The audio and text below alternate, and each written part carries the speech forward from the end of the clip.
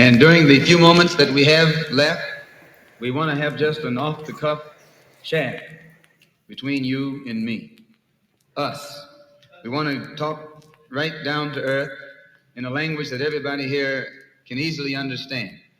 We all agree tonight, all of the speakers have agreed that America has a very serious problem. Not only does America have a very serious problem, but our people have a very serious problem. America's problem is us. We're her problem. The only reason she has a problem is she doesn't want us here. And every time you look at yourself, be you black, brown, red, or yellow, a so-called Negro, you represent a person who poses such a serious problem for America because you're not wanted. Once you face this as a fact, then you can start plotting a course that will make you appear intelligent instead of unintelligent.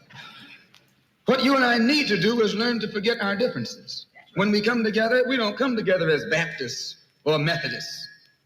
You don't catch hell because you're a Baptist, and you don't catch hell because you're a Methodist. You don't catch hell because you're a Methodist or a Baptist. You don't catch hell because you're a Democrat or a Republican. You don't catch hell because you're a Mason or an Elk. And you sure don't catch hell because you're an American, because if you was an American, you wouldn't catch no hell. You catch hell because you're a black man. You catch hell, all of us catch hell for the same reason. So we are all black people, so-called Negroes, second-class citizens, ex-slaves.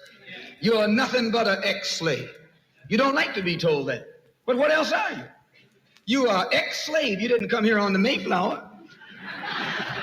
You came here in a slave ship, in chains, like a horse or a cow or a chicken. And you were brought here by the people who came here on the Mayflower. You were brought here by the so-called pilgrims or founding fathers. They were the ones who brought you here. We have a common enemy. We have this in common.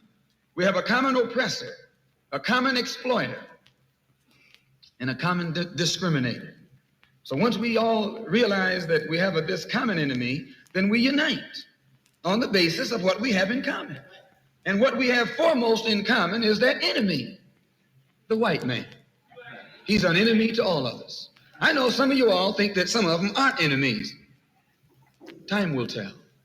In Bandung, back in, I think, 1954, was the first unity meeting in centuries of black people. And once you study what happened at the Bandung Conference and the results of the Bandung Conference, it actually serves as a model for the same procedure you and I can use to get our problem solved. At Bandung, all the nations came together. They were dark nations from Africa and Asia. Some of them were Buddhists. Some of them were Muslim. Some of them were Christian. Some of them were Confucianists. Some were atheists. Despite their religious differences, they came together. Some were communists, some were socialists, some were capitalists. Despite their economic and political differences, they came together. All of them were black, brown, red, or yellow. The number one thing that was not allowed to attend the Bandung Conference was the white man. He couldn't come. Once they excluded the white man, they found that they could get together. Once they kept him out, everybody else fell right in and fell in line. This is the thing that you and I have to understand.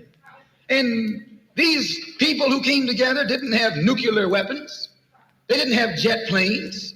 They didn't have all of the heavy armaments that the white man has, but they had unity. They were able to submerge their little petty differences and agree on one thing, that though one African came from Kenya and was being colonized by the Englishmen, and another African came from the Congo and was being colonized by the Belgian, and another African came from Guinea and was being colonized by the French, and another came from Angola and was being colonized by the Portuguese. When they came to the Bandung Conference, they looked at the Portuguese and at the Frenchmen and at the Englishmen and at the other Dutchmen and learn or realize that the one thing that all of them had in common, they were all from Europe. They were all Europeans, blonde, blue-eyed, and white-skinned. They began to recognize who their enemy was.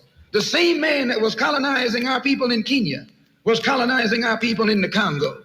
The same one in the Congo was colonizing our people in South Africa and in southern Rhodesia and in Burma and in India and in Afghanistan and in Pakistan. They realized all over the world where a dark man was being oppressed, he was being oppressed by the white man. Where the dark man was being exploited, he was being exploited by the white man. So they got together under this basis that they had a common enemy. And when you and I here in Detroit and in Michigan and in America who have been awakened today, look around us, we too realize here in America, we all have a common enemy.